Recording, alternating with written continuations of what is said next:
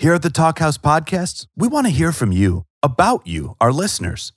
Go to bit.ly/Talkhouse survey to fill out a 2-minute survey. To make it worth your while, we'll be giving away a Fender Mahogany acoustic guitar, a 9LP prize pack courtesy of the folks at Secretly Group and Dead Oceans, a custom Levi's jean jacket, and 4 $25 Amazon gift cards to lucky participants.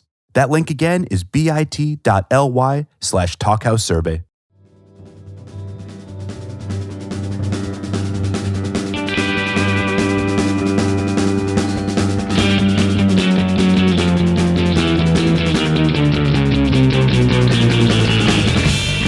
Welcome to the Talkhouse Podcast. I'm Elia Einhorn here with Nick Dawson, the editor-in-chief of Talkhouse Film. Nick. Today's podcast features 2 indie filmmakers, Azazel Jacobs and Shannon Plumb. What brought these two together? Well, Azazel's new movie, The Lovers, is out now, starring Tracy Letts and Deborah Winger, or more specifically, Deborah Winger and Tracy Letts. Because I think you have to put the Oscar winner first before the Tony winner. Always, I think that's the rules. The Academy rules. Yeah. The EGOT has an order. Aza and Shannon, they've kind of recently become friends. I've known Aza for 10 years and known Shannon only very recently. Both of them have written for the site. Shannon quite frequently recently, which has been fantastic. And I was really excited to get the two of them together because they're not only great filmmakers, but sort of very, very particular people, both great humanists and just lovely people to be around. And so I was intrigued to see where their conversation would lead them. They're two people, as we hear in this conversation, whose minds can go to really interesting places. 2 humanists, 2 friends. Also, we can say bedfellows now. Very, very cautiously, we can say that. We recorded this at the Ludlow Hotel, where Aza was staying, in a relatively modestly sized room, it has to be said, where the only truly available space was on the bed. So they kind of bunched up, each had 1 pillow, and they had this really fantastic conversation. It's also a very freewheeling conversation. Yeah, I mean, they touched on a lot of stuff, everything from Lenny Bruce, Howard Stern. Right. Aza's a huge Clash fan. That inevitably came up in conversation. Right. And being punk, growing up closed-minded. Right. The sort of the paradox of that. Aza's dad is the legendary experimental filmmaker Ken Jacobs. He talked about growing up, coming at film in a different way. And as someone who grew up in a film family might view, Rotten Tomatoes equals bullshit. This is so true. That the Rotten Tomatoes is the enemy, in my opinion. I'm going to say it my way, damn it. Rotten Tomatoes. Let's call the whole thing off. Well, let's finish the intro first, though. Basically, go see Aza's new movie, The Lovers. I think it's one of the best things he's ever done. I love everything he's done, but this is sort of both his most mature film and most playful, maybe, and it's sort of like old-fashioned and modern at the same time. He always goes in sort of a different direction to where he's gone before and pushes himself, and I think the movie is fantastic. A great starting point for Shannon is Towheads, which is a feature she made a couple of years ago. You loved it. I loved it, and it was kind of the impetus for me asking her to become a contributor at the Talkhouse, which she has excelled at. And also, equally, go check out Aza's other stuff, everything from Good Times Kid to Mama's Man to Terry and his HBO show Doll and M.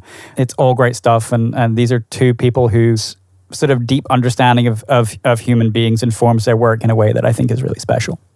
There are also 2 people whose partners are involved in their work. Absolutely, yeah. Like Shannon is married to Derek Cianfrance, who did Blue Valentine and The Place Beyond the Pines. And Aza is married to a filmmaker also, Diaz, who has worked with him as an actress, as a costume designer. And he was very briefly working on the pilot that she and Shannon are doing together. Shannon is acting, and Diaz is writing and directing this show called Cherries, which hopefully will be out in the world soon. But yeah, the interplay between the working relationship and the personal relationship is something they touch on in a really interesting way. And parenthetically, Aza comes from a very celebrated lineage. Right. His father is the legendary experimental filmmaker Ken Jacobs, and he grew up coming at film from a very different place than most people, and has allowed him to sort of constantly reimagine the work that he does and the parameters of his filmmaking style in a way.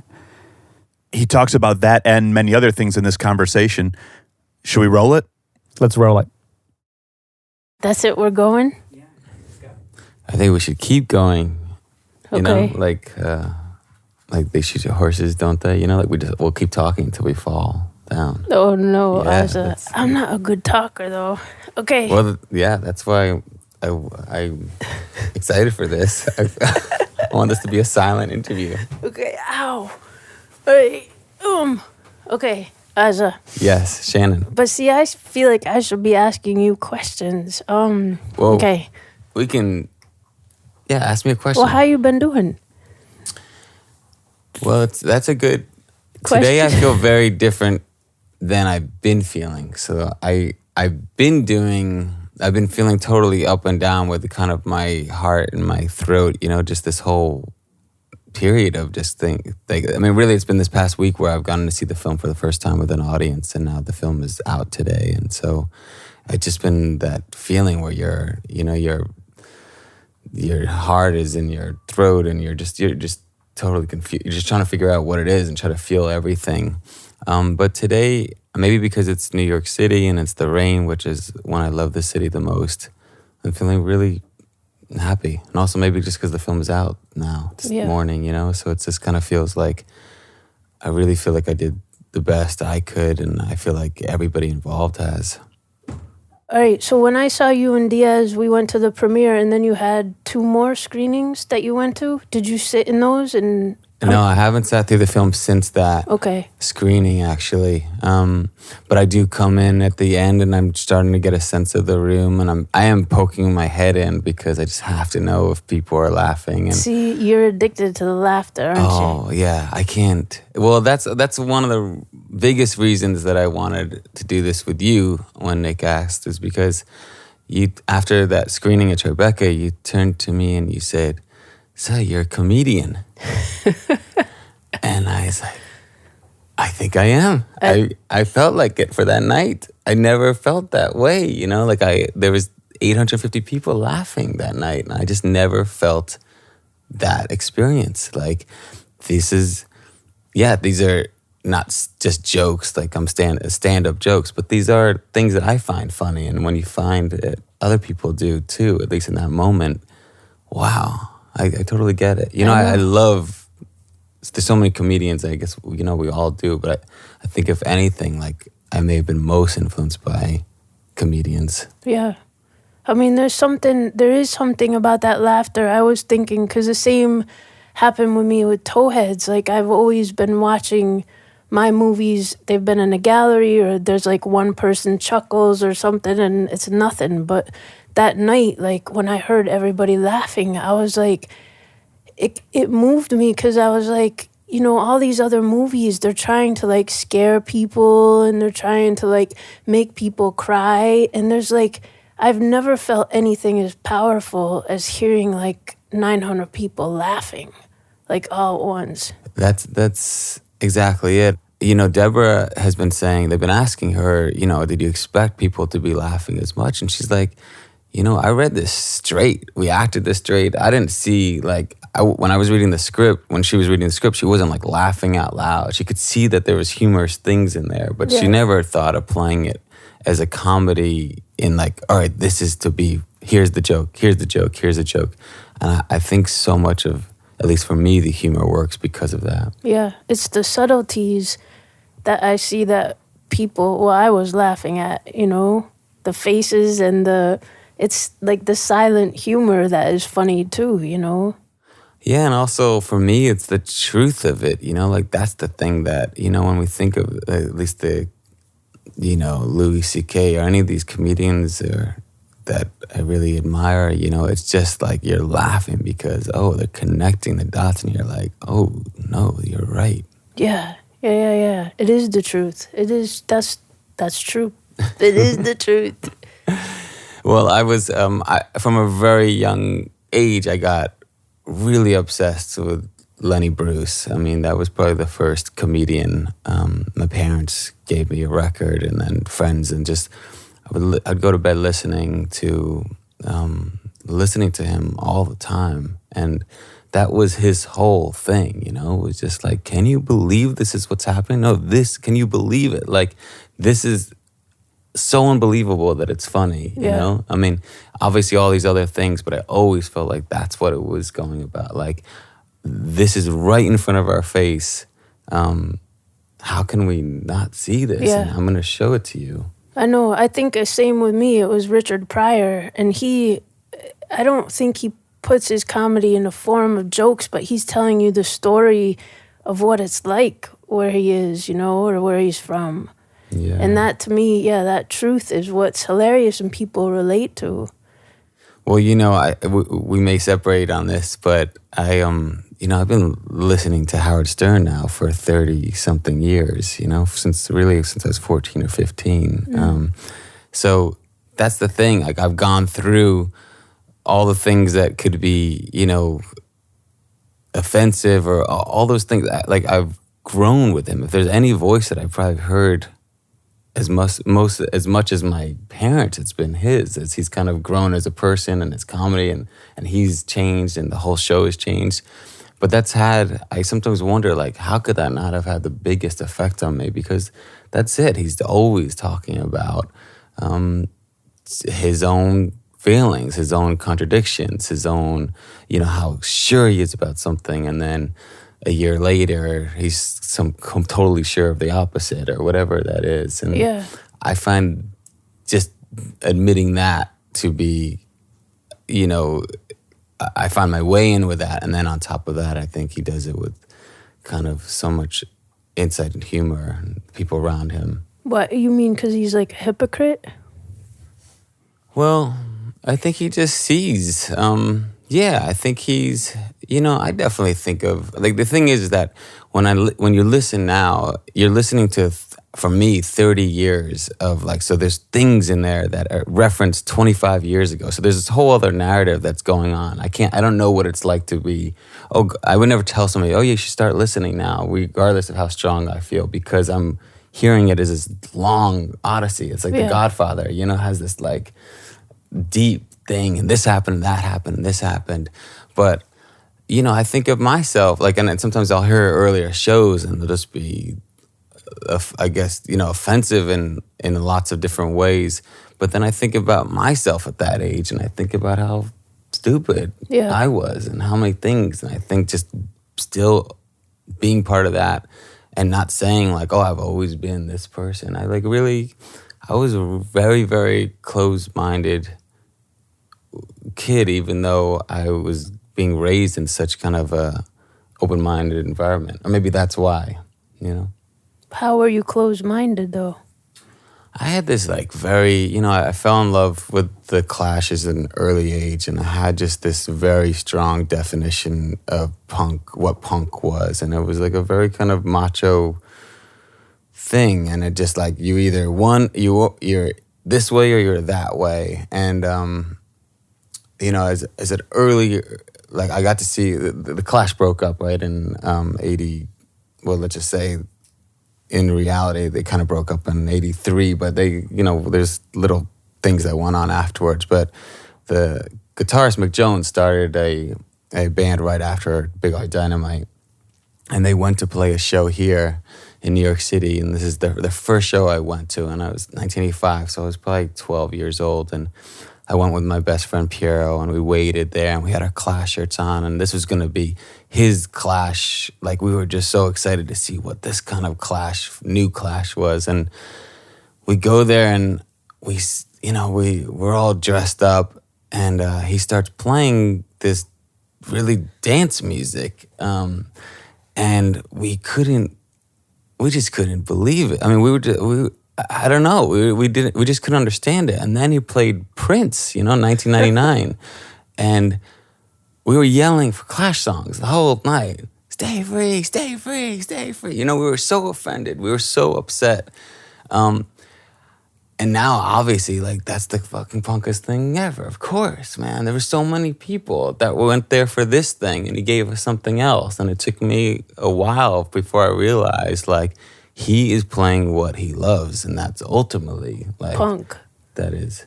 Right? Yeah, doing what you love. Yeah. Oh, that's cool. I will tell you the nicest cap on that story. Yeah.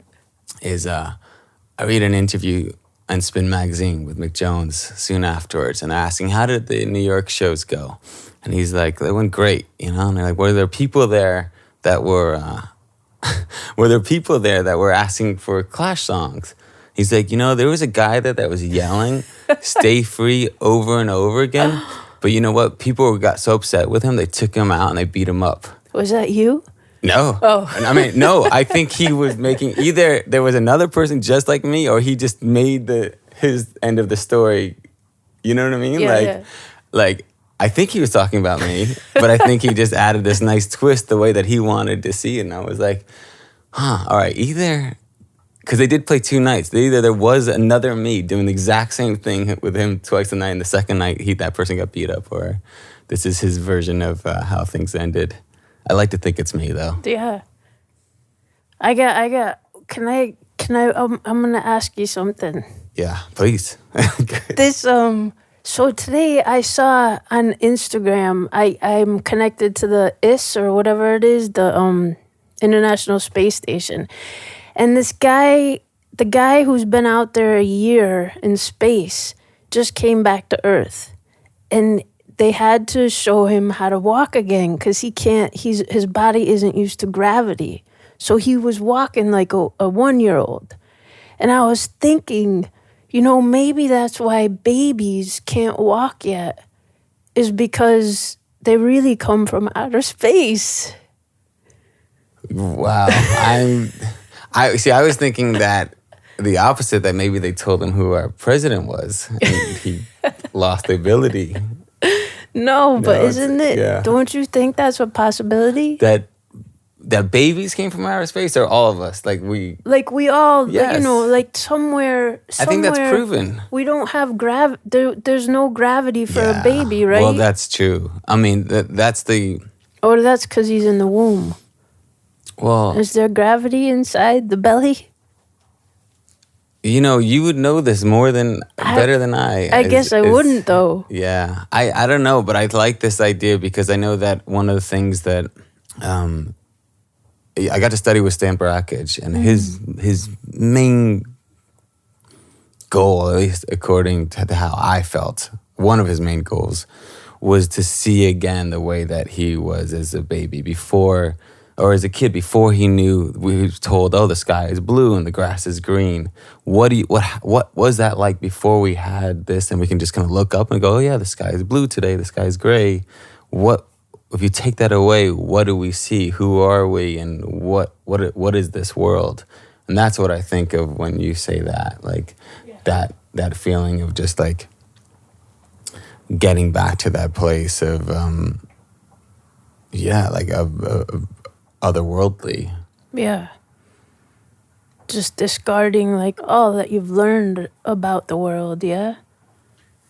Well, I don't know if you can discard it. I don't even know if that's possible, but I guess maybe you're right. Maybe discarding everything that you've been taught about the world, but not what you feel about it. Yeah. So, that nice rain, huh? You know, my room where I grew up, you know, in Lower Manhattan, was right next to the skylight. So this sound of just hearing the rain was really like it's the best for me. Like it's the thing I miss most about New York is this kind of sound of the rain. What floor were you on when you grew up? We're on the top floor of, you know, a 5-story building. Yeah. And so there was 2 skylights over there, and like I just like, and you know, also I just like that. I like that feeling, you know, when it was raining in school. It was the only day where everybody was happy to be inside. You know, it just felt like, okay, we're all in this together. Otherwise, everybody's just trying to just figure out, just dying to get out. You know? I know. My son always wants to run out in the rain. He loves the rain. Yeah. Well, there's both of those things. Like I love going, same. I want to be outside, and I love being inside. Yeah. There's nothing like it, you know. And I just, you know, I think the very first film that I made, maybe when I was 17, was using that sound of the rain hitting the skylight as the soundtrack. Yeah. Because that's the most kind of, that is the kind of the place where I feel the most comfortable. Yeah. You know, It's inside settling, too. yeah. I mean, and definitely Mama's Man is very much about that feeling, you know, like that happened. That whole movie and script came from that feeling of going there and, you know, crashing in my room, waking up and just hearing this sound and going, why did I leave? Yeah. Why did I leave? And what would happen? But you know what's really nice is that I've been hearing from people, and I read in a couple of reviews that people seeing The Lovers is a reverse story of Mama's Man, you know, where Mama's Man was about a son who can't stop not being true to his parents. This is about parents that can't stop being true to their son, their son dealing with that. And that's not a connection I would have ever, like, aimed for, you know, or I thought of was writing. Now I'm going to do. I do push to do the opposites, though, you know, like I'm always trying to do. I very much wanted Terry to be the opposite of Mama's Man, and I very much wanted The Lovers to be the opposite of Doll and M. You know, like that's how I find my way is go, okay, I was there, I did the best I could. There's things in there that I feel are alive and truthful and vital, and now what's the other side of that? And what do you think that you are learning from this thing after 3 films and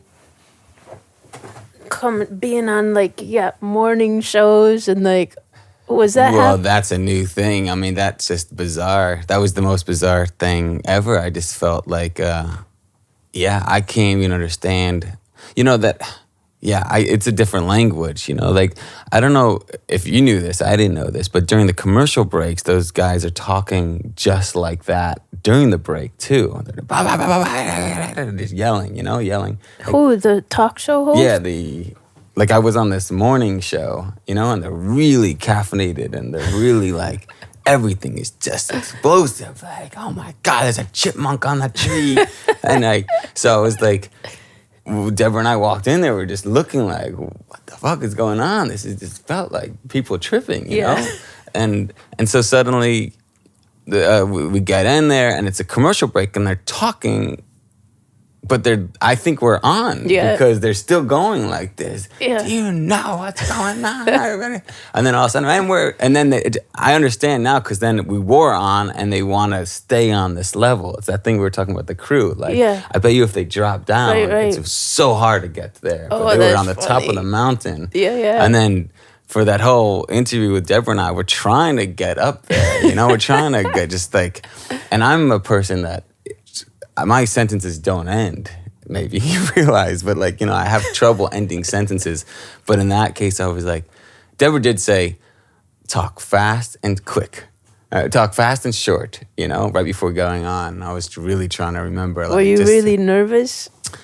I stopped being, I think I was more nervous before. I tried to get out of it all the way up until the minute because I just felt like, this could only go wrong. Like there's no tickets I'm gonna sell with me up there, and especially because Deborah's so good. Like she's just so good at this. I'm so impressed. Like she's able to say these profound, truthful things in this way, in this language that's just like it's really satisfying.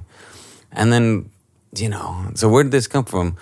Well, I got no answer. That's a long, it started in 1972 when I was born. But you know, that would just go on. So Is it live too? Are those shows live? That was live, Oh my God. And then yesterday was live too, and that was, so I'm still learning. Like, this is really a new situation. The thing too is that I'm also like, it's been 6 years since I made a film. You know, I've been working in TV this whole time. So this feels like an interesting, it feels familiar in some ways, and also it feels like a totally different situation. It's a very different film. And I'm also like, you know, I've just kind of completely lucked out with A24. I've never had this experience of like complete support from the beginning to the end. Yeah. I kept thinking, this is where it ends, right? This is where like they don't come through, it's unfortunate that I go with that attitude because I know that's not a good thing to be suspicious, but well, that's what we've been taught, though, you know. Yeah, that exactly. You're just thinking like, are they gonna do what they say they're gonna do? And then A24 just kept coming through with what they said they were going to do. I just like, I'm one of these people that just don't believe we're shooting until we're actually shooting. Yeah, people ask me, so you have a film? And it sounds like I'm being pretentiously coy, and I'm thinking, well, I hope so, but I don't. My heart's been broken. All of our hearts have been broken too many times. I know. I know. It's painful.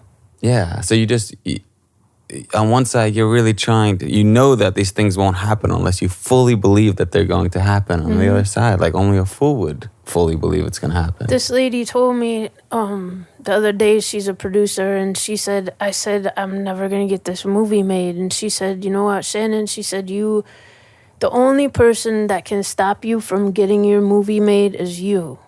And I was like, it's so true. That is true. It's like, if you don't stop, we'll just keep nagging and nagging and nagging until like we get our films made, But also I think the flip side of that is, like it may not be up to you to do the film that you're envisioning, exactly the film that you're envisioning, but there is a film that you can do that's totally up to you. Yeah. And that was like, that's this thorn, this like really nice thorn, having done films for so cheap, I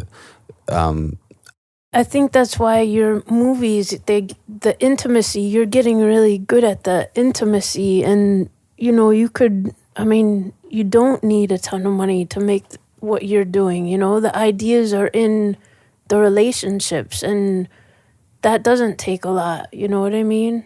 I think it's hard right now because everything is so big all the time. Like when Towheads came out, someone was like, yeah, it's a small movie. And I just couldn't understand what they were talking about. And I took it as an insult. I was like, what do you mean it's small?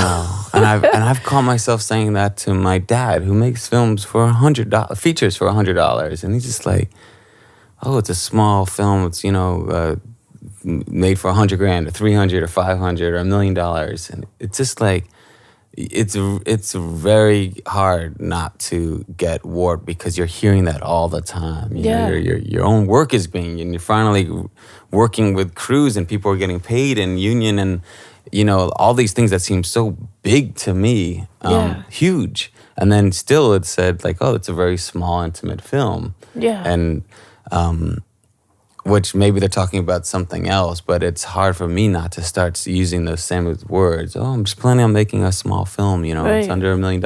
And then you hear yourself, you're like, fuck, I could buy a house. I could, that's 1 million hot dogs right there. Yeah, it is. Yeah. Yeah. But, I think it's important to kind of keep reminding ourselves of these things, and definitely having Diaz. Diaz now made her first film, short or pilot with you, and seeing her do that, watching you two work, all of you work, and her working with a small crew, shooting in the house, and also kind of avoiding a lot of the issues that I did when I set off, just because she's been working now in film and working around with me. Like that was, but ultimately also seeing her do things that I would have very much suggested she do otherwise, because there's an easier way of doing it or it's not going to work. And then seeing how much it was working out, and just how like there's all these lessons that you just, it's like it's not like you're learning so much. It's like you're forgetting and then you're relearning. And then what I was witnessing with her, I was like, oh, I've grown up. I feel like I've learned these lessons, but so many of them have been walls. Yeah. Just to make things like, it's a way of making, but it actually lowers your aims in some ways and your goals. I really saw it watching you all work and just working on, just what was most important to all of you working there, which is always the thing that's the most important, but it's easy to forget. Yeah, I mean, I just because like you and Diaz and me and Derek were couples who work in film together, it's so interesting because I know I can't say what Derek's learned from me. He's helped me with things too, you know? Like when I first started with my little Super 8s, I shot always by myself. But then when I took it outside, I was like, Derek, will you help me? And you know, asking Derek to help, that means you just put a director on the set. And so I said, but you can't look at me, just set up the camera and turn around. So we started that way, but then I realized, like, I was like, okay, on the next one, you can look. And when he started to help me, Yeah. like, I just realized how much that I learned from him. And I know it's vice versa. I mean, but when I get to go on the sets with him or when we write together in the edits, it's like there's so many things that I think we give and get from each other it just helps so much. It's true. And unfortunately, I've also done the same thing where she's asked me something and then I give her an approach, or I can't help but offer, this is how I would approach, rather than asking her, well, what is it that you feel? The way that I would an actor or something like that. You know, like I don't want to, but it's so easy for me to, also because I get excited. Like she'll tell me an idea of hers and I'll start picturing how I would do it. And that's what I want her to do. And I think, you know, I'm constantly trying not to do that. And I think I've gotten better, but it's become a lot easier, especially since after seeing her work emerge, going like, I could not do that. And that is better than what I thought of. And this is much more interesting, you know? And she does point that out to me. She's like, no, I understand that there's a right way to do that. That's not what I'm interested in. Yeah, I saw her. You know? I saw her a couple of times with you, and I was like, oh, this is good. Because she was just like, go in the other room. It's like, go in the other room, Aza, I got it. And then on the other hand, though, she would pull you in, and like, it's beautiful. It was like, you guys were doing this little tango that was just so real. Well, it was right after I got fired as the AD after the first day. She fired you. Yeah. Well, you know, the first shot of the first day, we were 3 hours behind, you know, like, because I don't know how to tell people to move fast. Like, and I thought I did, but no, you weren't very good at it. I understand that. And I think maybe that's a good thing that I'm not good at that, because I'm like, I don't know, take your time. I'm not sure that's what we got, you know, but yeah. And luckily, oh man, thank you for Case Bart. You know, he was working there and he wound up replacing me, and then I could kind of be that person that could go, I don't know, make coffee and tea and soup and also just be there when she wants. And, you know, it's the same thing with on my films, because she's doing the costumes for the films. And she's the first person who reads my scripts, and she goes, oh, there's something here and this doesn't feel truthful, or this does. And then if it starts becoming real and I'm you know, the film is becoming real, then the first conversation has to do with the costumes, which is like, what world does this exist in? And that's the first place this whole thing, my whole movies come from, is like, what are they wearing? Which seems kind of like this superficial thing, but it really, everything gets laid out around it. Like, what are these colors? What is the color of this world? How based in reality is this? Yeah, there's something about the relationship being able to bounce off of someone that you trust so much, you know, whose tastes you appreciate. It's the same with Derek. It's like, if I know that, like, if I can't get somewhere, we have, you know, I show him a performance of something that I did, and he just knows, where it should stop, where it should begin. It's all technical sometimes, but it's, in the end, it's basically that you trust this person's opinion, and if they say it sucks, then you feel it sucks, you know? Well, it's interesting because I saw it between you two, I mean, Diaz and you know, like that was, you know, we went to Cinefamily to see your film, and we both like really fell hard for the movie, and then she met you afterwards, and there was just that thing, you know, I think yeah, I don't know. I saw something that I guess maybe you both saw. I mean, I think she definitely saw. I don't know if you what you saw, because maybe you were just in that feeling of after a screening and it's hard to even see anything. But I know from that moment on, after the brief interaction she had with you after the screening, like you were on her mind as somebody that she was just inspired by and wanted to work with. And then I remembered, and that was a couple of years ago. Yeah.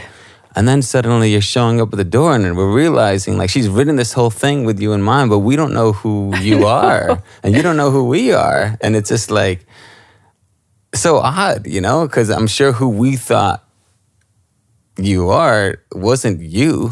And that's kind of a weird thing to walk into. Wait a minute, I know, because I remember Diaz was like, whoa, when I came in, she was like, I don't really know you. And I was like, did I disappoint you guys?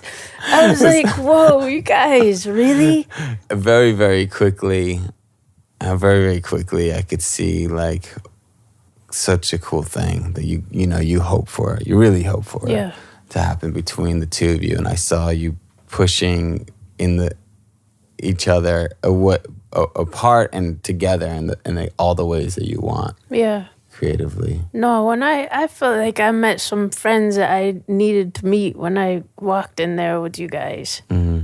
It's definitely, I don't know, I feel like I know you guys so well already, I mean, yeah, I think that there's definitely also just being with two directors as husbands, that's got to be something I know you've written about and you've talked about it. Yeah. That it's like it's a strange place because the work is yours, the life is yours, and that's got to be a really interesting feeling, but also to not be able to,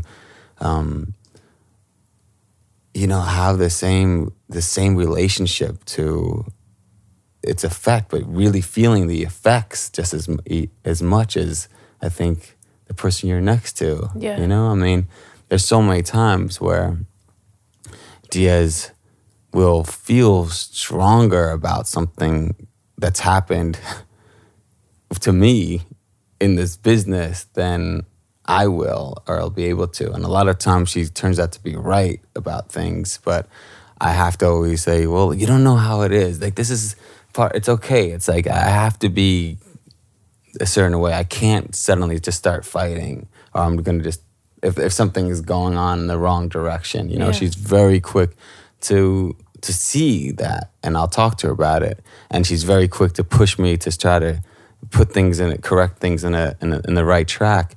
But there's this balance that I'm also trying to do, which is I don't want to fight with everybody. I have to. I mean, that's the one thing I've learned over these years that I do feel like I'm learning is like, okay, that battle was worth it. That battle wasn't. How can I save that battle next time so I'm not putting energy to something that never showed up on screen? But you know what, too, is that I noticed when you're in a couple of situations like this, you could get, like Derek has told me, you have to go in there like this. And so the next day, I go in and try to do what he says the way he would do it, and it just does not work. No. It's like you can't. It's also a matter of what your character is like, because Diaz is a fighter. Like, she's more like Derek. It's like they're like telling us, yeah, go in there and say something. And it's like, but I'm not going to go yell at somebody right now. I don't do that. Yeah, but I think that they're right. Yeah.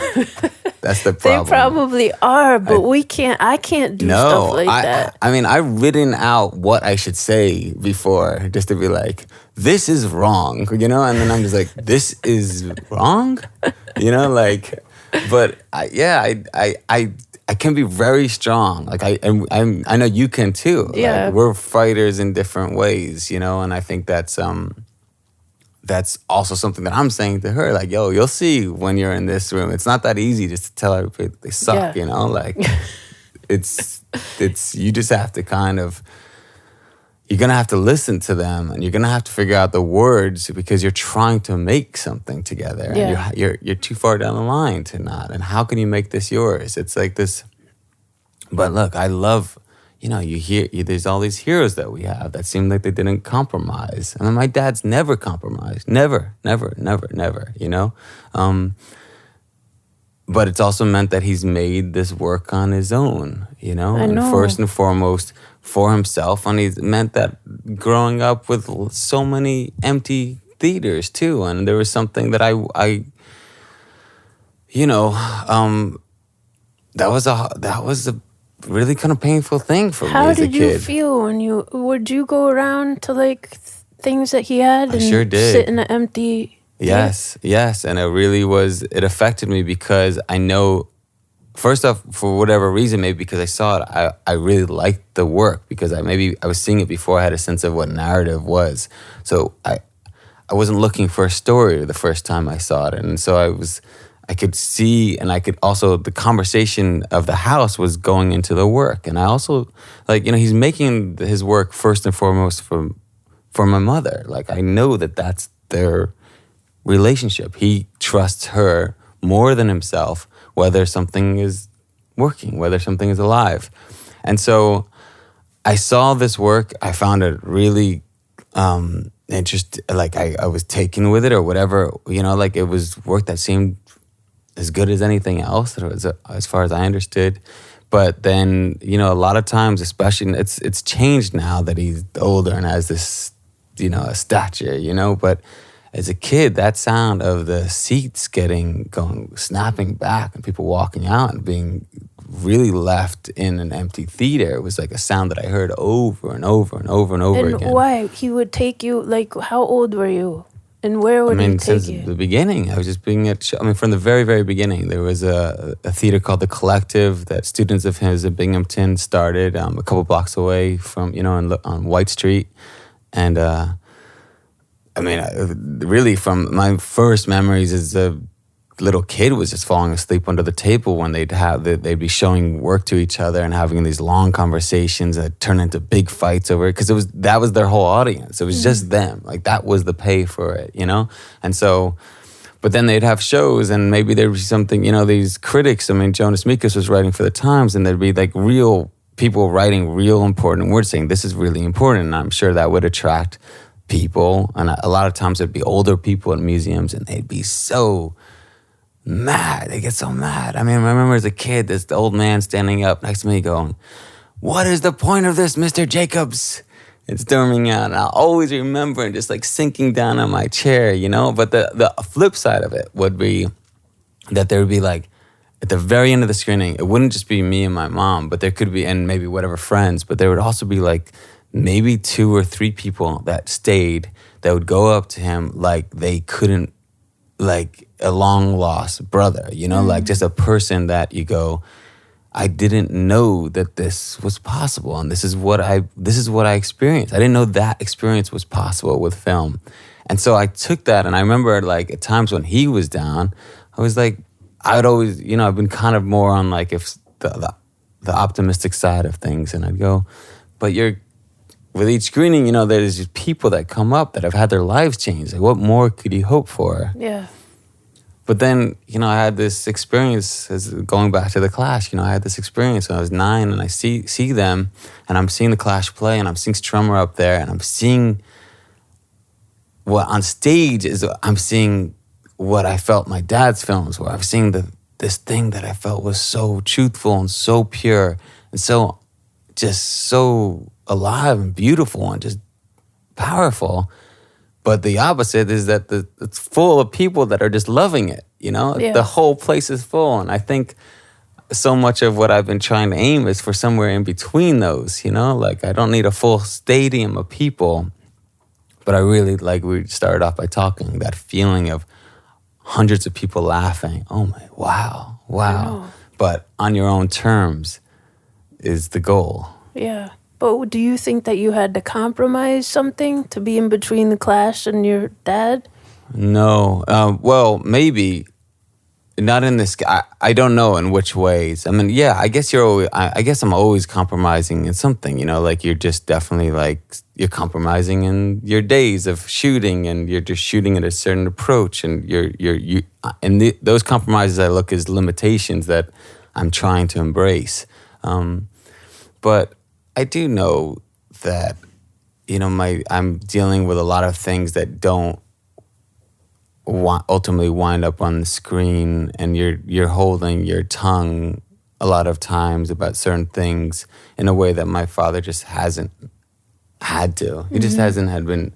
I mean, if I talk to him about the box office of a film, it's like, what does that have to do with anything? Yeah. You know? And so the fact that I can think about those things now, and concerned about those things, it really doesn't have anything to do with the film, other than you're really worried that you're not going to get another chance. It is. And For us. we were talking about the Rotten Tomatoes, and I kept telling you and Darius that there's no way not everybody looks at the Rotten Tomatoes. Like, your dad does not look at the Rotten Tomatoes. No, he does not know what that is. He has no idea what that is. But I hate the Rotten. I shouldn't say I hate anything. I don't hate anything, but those Rotten Tomatoes. Yeah. Do you know how many tomatoes you got? Yeah, we're doing good right now. What makes us nervous is if we do fail, we won't be able to make them again. And failing only by other people's expectations, you know what I mean? Like box office and reviews, and like, does that mean that we don't make another movie? I mean, you're doing good with this, but like if it was bombing out, you get so scared that like you can't do what you love anymore. Ain't that the truth? I just we have to lose that fear. I mean, that's what the Good Times Kid is for me, which is just like, wait a second, like nobody asked me to make that movie. There was nobody saying, hey, Aza, we need a film from you. Like, you know, like we're looking forward to your next film. In fact, I made a film before that called Nobody Needs to Know, which was my first feature film. And this film was just disliked. I mean, just completely disliked. I mean, my first review was a 3-page review of just saying how little future I had. I mean, it was just like the film sucked, I sucked, my dad sucked, and I got no future ahead. And that was my first review of the film. And I know it. I could tell you it by word because it cut so hard. You know, it really, really got me good. And I called my dad and I told him, I read it to him. And he said, look, there's only one answer to that review. And that's a lead pipe across his head. If you're not going to do that, you'd better just keep your head down and keep working. Yeah. And that stayed with me. That was a good thing. And, so does it take away the stings? You're right. I mean, it does. And do I still have this problem? I still have that fear, and I really, really wish I didn't. And I keep having people next to me saying, I'm working on something else now. You know, I'm getting I actually have a job ahead, on the Mozart in the Jungle. Like, I'm working, but I also have that thing which I really would like to lose, which is just like, at what point does somebody just say, all right, we've had enough, like, you've gone far. I don't know how, no one's seen you going, I don't know how you got this far making things that you care about and getting this ticket, but it's time to take that back. It's, it's, but I know it's only yourself, right? I mean, obviously. You want us to, should we wind it down? Is there a countdown? That's pretty good. I feel like we ran out of everything for a couple months now. You kind of skipped out on the gravity baby thing. All right, let's go back to that. Well, I just don't know. Does that wind up on Rotten Tomatoes? Did the astronaut say anything about the love? I mean, that's what's most important. Like, I wanted to wind up on tomatoes. Yeah, the tomatoes. What did he say about the tomatoes? No, he didn't say nothing. I don't know if he knew how to talk yet. He has to relearn how to talk too. Did you know that? No. I'm gonna take a look. But there sounds like a story here. Yeah, I think that's a good story. Yeah. A full-grown person that has to start over again. Yeah, I think they do, for the most part. Well, thank you, Shannon. This has been awesome. Yeah, this has been very cool. And I can't wait to see what you're up to. Yeah. Next thing, what you're working on. But am I going to see you on another morning show? I can only hope. I hope so. Next time I'll be talking. really fast and really really fast. loud. Wow, the lovers. It's beautiful story of romance. I'll be yelling. Okay. All right. It was great, Aza. Cool. Thank you. This Thanks. is awesome. Yeah. All right. Okay. Hey now, Baba Booey.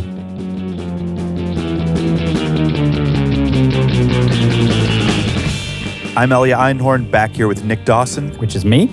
Thanks so much for listening to today's episode.